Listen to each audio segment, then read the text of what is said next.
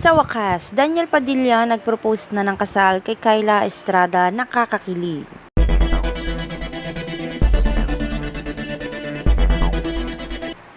Isang balitang tila hinugot mula sa isang pelikulang romantiko ang kumakalat at agad na nagpasaya sa maraming puso. Sa wakas, nag-propose na nga si Daniel Padilla kay Kyla Estrada.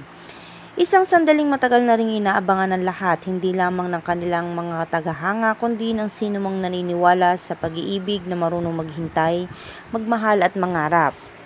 Nagsimula ang lahat sa isang tahimik ngunit makabuluhang gabi, walang engrandeng anunsyo, walang ingay, tanging ang marahang tibok ng puso at ang mga salitang matagal nang gustong marinig.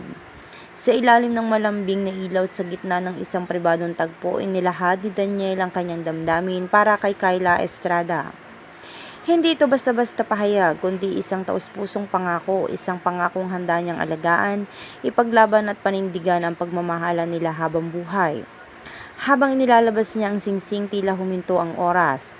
Ang bawat segundo ay puno ng kaba, pag-asa at pananamik. At nantuluyan ng binigkas ang tanong, isang simpleng pakakasalan mo ba ako?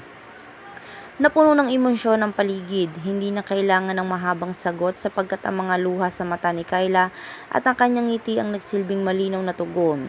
Isang matamis na oo ang nagbuklod sa kanilang mga pangarap. Ang sandaling iyon ay hindi lamang pagtatapos ng isang yugto kundi simula ng panibagong kabanata.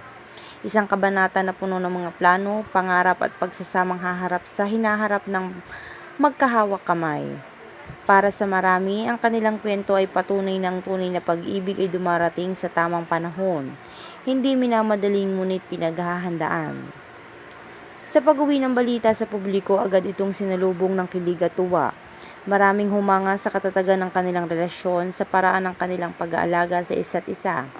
At ang kanilang desisyon dahil dito sa maseryosong antas, ang proposal na ito ay naging simbolo ng pag-asa na sa kabila ng lahat ng pagsubok, may pag-ibig na nanatili at nagiging mas matibay.